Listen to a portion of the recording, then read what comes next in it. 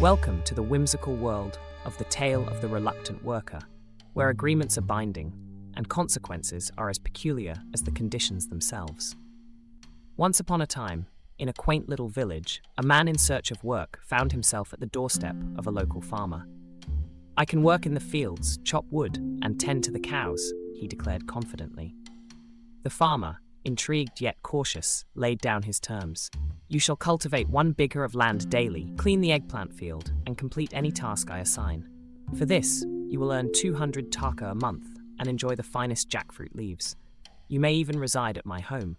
But remember, these conditions are non-negotiable." The man nodded, but not without his own stipulation. "You cannot fire me," he insisted, "or else I shall cut off your nose and ears." The farmer, hesitant yet cornered by desperation, reluctantly agreed. Thus began the man's tenure, marked by a unique blend of diligence and chaos. His work, though earnest, was far from ordinary. When tasked with cleaning the eggplant field, he uprooted every plant, leaving barren soil in his wake. On another occasion, instead of cultivating fresh land, he ploughed through a ripe paddy field, much to the farmer's despair. Despite these blunders, the farmer was bound by the man's condition, unable to sever their agreement without risking his own well-being. He and his wife pondered solutions, their frustration growing with each misstep.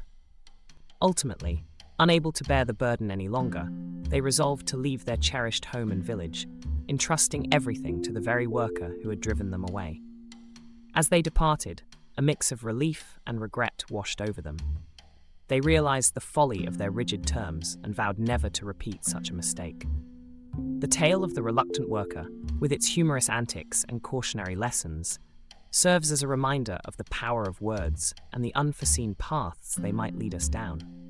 So next time you find yourself crafting an agreement, remember this tale from the village, because sometimes the conditions we set today shape the stories we tell tomorrow.